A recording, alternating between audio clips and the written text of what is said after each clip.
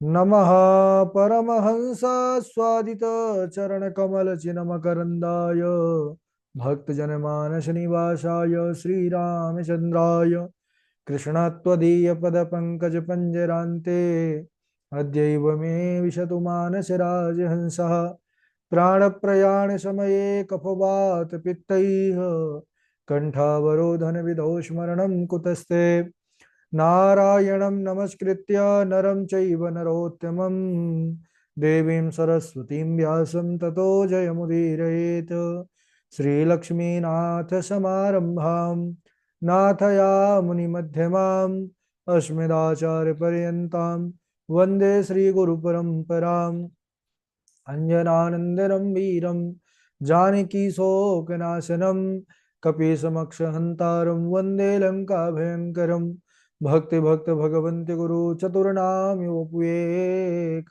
इनके पद वंदन किए नाशत विघ्न अनेक। बोलिए श्री वृंदावन बिहारी लाल की जय, भागवत महापुराण की जय, सुखदेव भगवान की जय।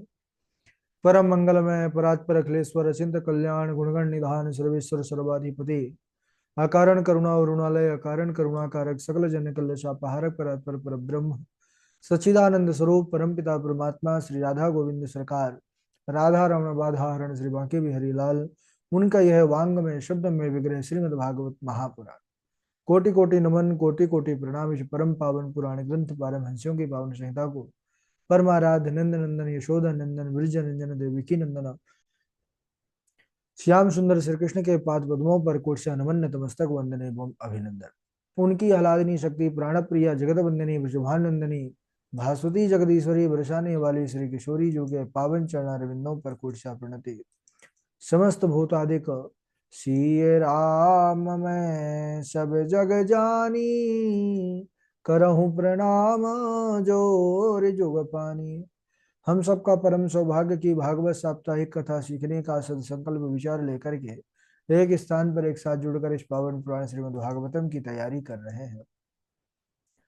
श्री बांके बिहारी लाल की बड़ी महती अनुकंपा महती कृपा जिसके फलस्वरूप हम सब इस समय इस पावन पुनीत कथा श्रीमद् भागवतम पर अपने चित्त को समाहित किए हुए हैं।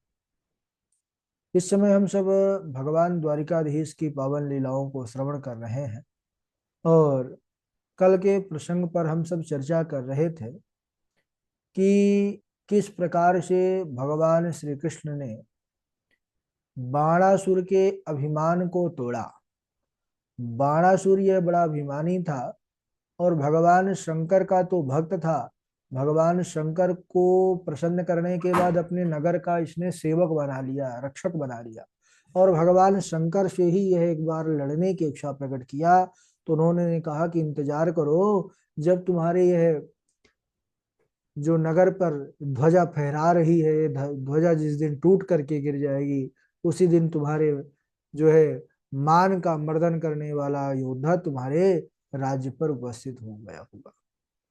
तो हम सब ने देखा किस प्रकार से जब अनिरुद्ध उषा, क्योंकि उसकी पुत्री का नाम था उषा, यह दोनों एक साथ जब भवन पर रुके हुए थे तो उस समय इसने नाग पास में बांध करके अपने जेल खाने पर बंद कर दिया और फिर भगवान श्री कृष्ण आए और इनका उनके सामने युद्ध हुआ। बाणासुर महादेव भी अपना माहेश्वर जोर छोड़े और फिर किस प्रकार से वैष्णो जोर के प्रभाव से सब नतमस्तक हुए और बाणासुर की भी 1000 भुजाओं को जो उसकी अभिमान रूपी भुजा थी उनको काटा और जब वह 4 भुजा का बचा तब भगवान ने उसको जीवन दान दिया और फिर धूमधाम के साथ बाणासुर ने अपनी पुत्री उषा का विवाह अनिरुद्ध के साथ किया। इसके बाद श्री सुखदेव जी आगे की कथा का वर्णन करते हैं कि हे परीक्षित, एक दिन सांब प्रद्युम्न चारुधान गद आदि यदुवंशी खेल रहे थे। इनको खेलते खेलते बड़े जोरों की प्यास लगी, गर्मियों का समय था। तो यह जब कुएं पर गए, कूप पर, तो वहां उन्होंने एक बड़ा भयंकर गिरगिट को देखा तो उन सब ने मिलकर के प्रयास किया निकालने का, लेकिन वो निकला नहीं। तो भगवान श्री कृष्ण को बुलाया गया कि प्रभु देखिए एक ऐसा है, ये तो कुछ अजीब, ऐसे सामान्य गिरगिट तो होते नहीं है जो इतना प्रयास करने पर भी ना निकले, ना जाए बाहर। भगवान श्री कृष्ण का जैसे ही स्पर्श प्राप्त हुआ कि वह गिरगिट गिरगिट नहीं रहा, वह एक दिव्य पुरुष के रूप में प्रकट हो गया। तो प्रभु ने पूछा, द्वारिकाधीश प्रभु ने, कि भाई तुम कौन थे, इस दशा को कैसे प्राप्त हुए, यह बतलाओ। तब उसने अपना परिचय दिया कि नृगो नाम नरेंद्रो हम इक्ष्वाकु तनया प्रभो दानिष्वाख्याय मानेषु यदि ते कर्णमस्पृशम। हे भगवान, मैं नृग नाम का राजा इक्ष्वाकु के वंश में उत्पन्न हुआ था, और अगर आपने दानियों का नाम सुना होगा तो मेरा नाम भी आपके कानों पर अवश्य आया होगा। क्यों? उसने बतलाया कि प्रभु, आकाश में जितने तारे हैं, पृथ्वी पर जितने बालू के कण हैं, वर्षा में जितनी बूंदें हैं, उतने जो है गायों का मैंने दान किया है, यानी असंख्य, कोई गिनती नहीं है। भगवान कहने लगे, जब तुम इतने बड़े दानी थे तो इस योनि को कैसे प्राप्त हुए? बोले, प्रभु वही तो बता रहा हूं, इतना बड़ा दानी तो था, और प्रतिदिन गाय का दान करता था, और साधारण गाय का नहीं, सुंदर सब नौजवान, और उनकी जो खुर होती हैं, जो पैर उनके, उनको चांदी से मढ़वाता था, उनकी सींगों को स्वर्ण से मढ़वाता था, ऐसी जो है गायों का दान किया करता था। लेकिन एक बार भूल हुई, जिस गाय का संकल्प करके मैंने दान दिया एक ब्राह्मण को, वही गाय आकर के मेरे उसी गोवंश में मिल गई, और उस गाय को मैंने दूसरे ब्राह्मण को दान में दे दिया। तो जब वह ब्राह्मण लेकर के गाय जाने लगे, तो जिनको मैंने पहले दिया था वो मिल गए, और उन्होंने कहा, भाई ये तुम मेरी गाय कहाँ लेकर के जा रहे हो? उन्होंने कहा, भाई तुम्हारी कैसे हुई? ये तो अभी अभी हम महाराज से दान लेकर के आ रहे हैं। बोले, नहीं नहीं, महाराज ने तो अभी कल ही हमको ये गाय दान में दिया है। बोले, चलो हम आपस में लड़े नहीं, इसका निर्णय राजा ही करेगा। तो पहुंच गए मेरे पास, राजा नृग बतलाने लगे कि वो दोनों ब्राह्मण मेरे पास आए महाराज, और पहले वाले ने कहा कि अच्छा बताइए राजन, ये तो वही गाय है ना जो आपने कल मुझे दान में दिया था? तो उन्होंने कहा, मैंने जो है तो हाँ में सर हिलाया, क्योंकि ये बात तो सही थी, जो वो कह रहे थे वो सत्य था। और फिर जो आज लेके जा रहे थे दान में, उन्होंने कहा कि अच्छा महाराज, यह बतलाइए कि यह वही गाय है ना जो आज आपने मुझे दान में दिया है? उसमें भी हाँ में सिर हिलाया, मुंडी अपनी। तो दोनों ब्राह्मण रुष्ट हो गए कि ये जो है राजा कैसा है, ये दोनों में हाँ की में सिर हिला रहा है। तो दोनों गाय छोड़ करके रुष्ट होकर के चले गए। यही छोटा सा अपराध मुझसे बना, और कालांतर में जब मेरी मृत्यु हुई प्रभु, तो उन्होंने, यमदूतों ने पूछा, महाराज पुण्य बहुत है, लेकिन थोड़ा सा पाप कर्म बना है, भले ही अनजान से बना हो। तो आप ये बतलाइए कि पहले पाप का फल भोगना है या पुण्य का? बोले, पुण्य बहुत है, पहले पाप थोड़ा है, तो पहले पाप ही भोग लेने दो। तो वहीं से बोले, जाइए गिर जाइए, और मैं आके यहाँ गिरगिट हो गया। लेकिन हे प्रभु, भगवान श्री कृष्णचंद्र, आपकी कृपा से आज मैं इस गिरगिट योनि से मुक्त हो गया। इस प्रकार भगवान की अनेक प्रकार से स्तुति करके, भगवान को प्रणाम करके, वह राजा नृग जो है अपने लोक को चला गया। अब राजा नृग के जाने के बाद भगवान कृष्ण अपने सभी यदुवंशी बालकों को पास में बुला करके समझाने लगे, शिक्षा देने लगे। बड़ी अद्भुत शिक्षा दिया है प्रभु ने यहाँ पर। बालकों को शिक्षा यानी संसार को शिक्षा। उन्होंने कहा कि हे पुत्रों, नाहम हलाहलम मन्ये विषम यस्य प्रतिक्रिया ब्रह्मस्वम ही विषम प्रोक्तम नाश्य प्रति विधिर्भुवि। मैं हलाहल विष को विष नहीं मानता, क्योंकि उसकी दवा हो सकती है, परंतु जो ब्राह्मणों का अपराध करता है, उनके धन का हरण करता है, संसार में उससे बचाने वाली कोई औषधि नहीं है। क्यों? बोले जहर तो मात्र पीने वालों को मारता है, परंतु जो ब्राह्मणों का धन का हरण करता है, उनकी वृत्ति का हरण करता है, उसका संपूर्ण कुल जल करके भस्म हो जाता है। मूल जो है कुलम समूलम दहती।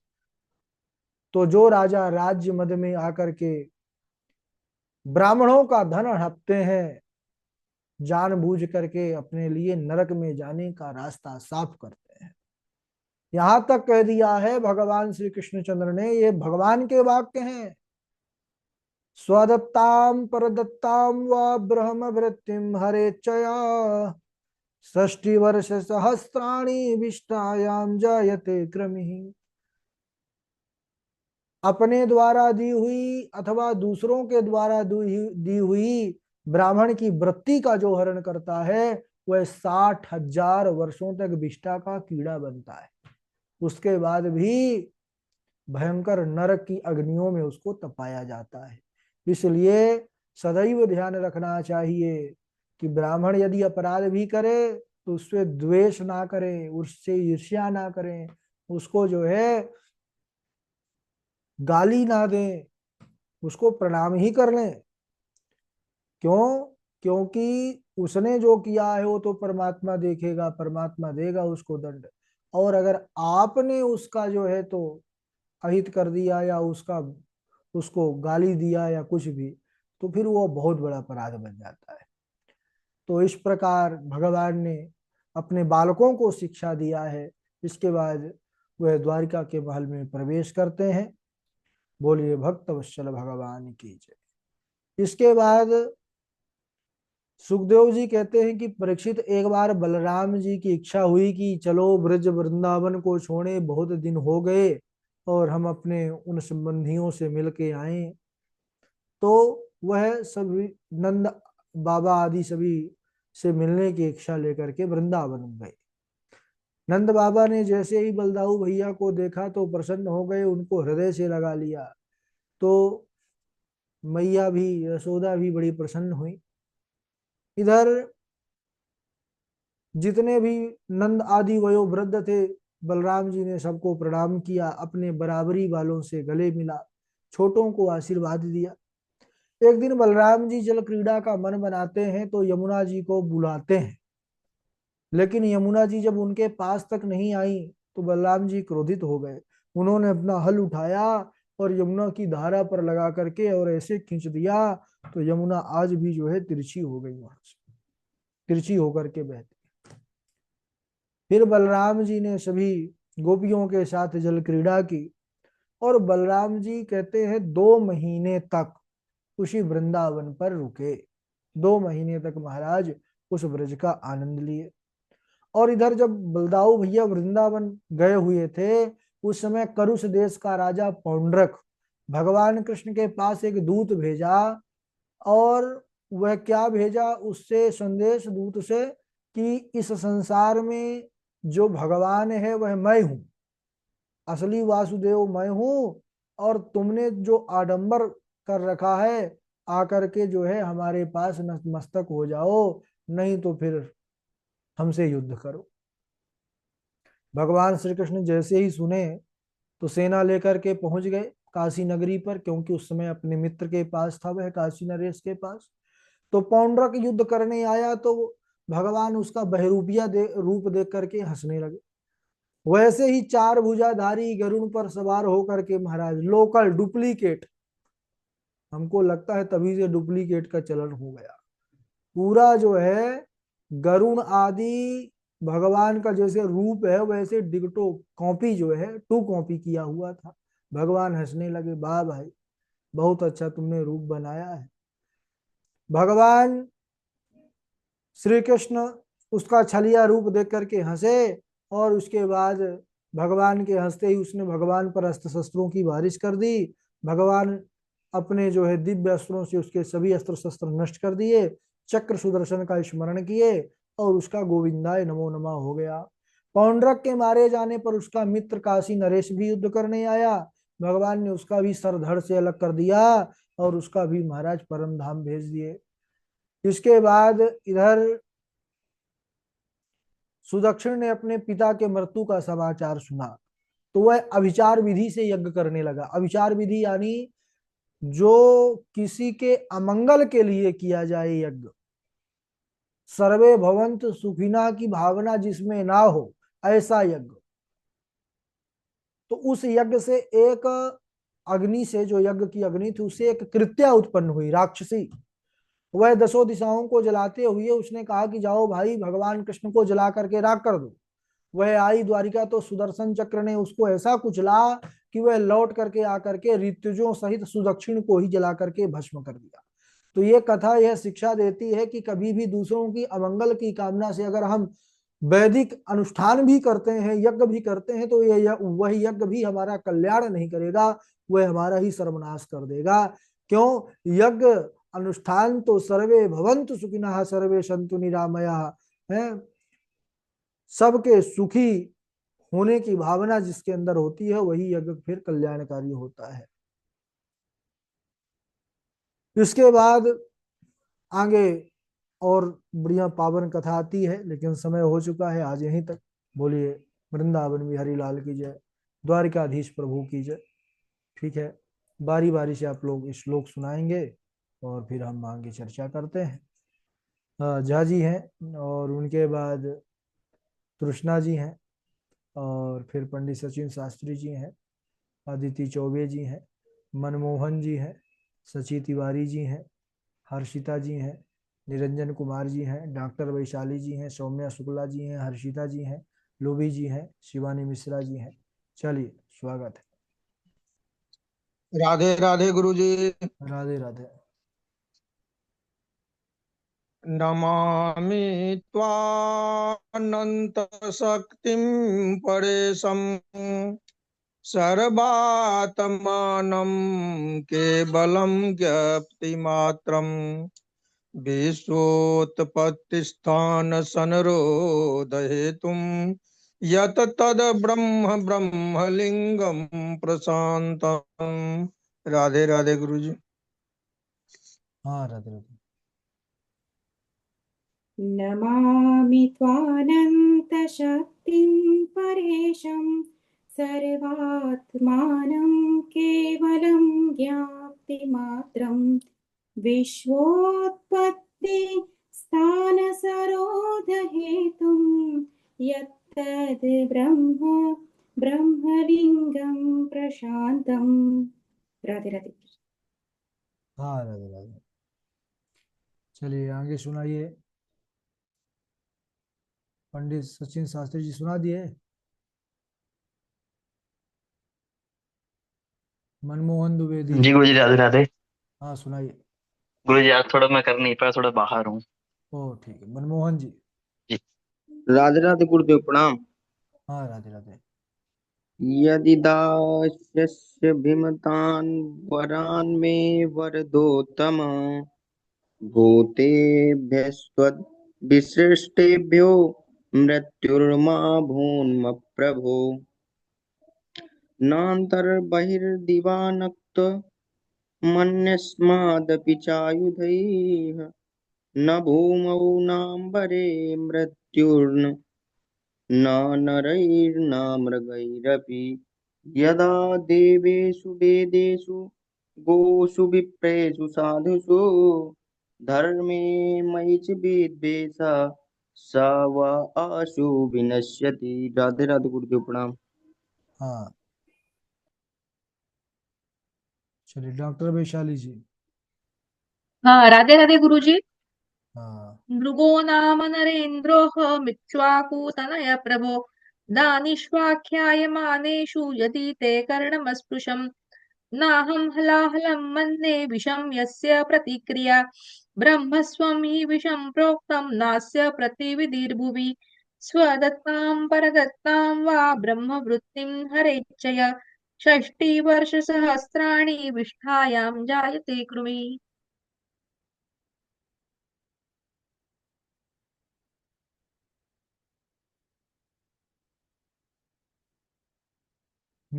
आगे सुनाए। निरंजन कुमार जी हैं, सची तिवारी जी हैं। राधे राधे गुरु जी। राधे राधे।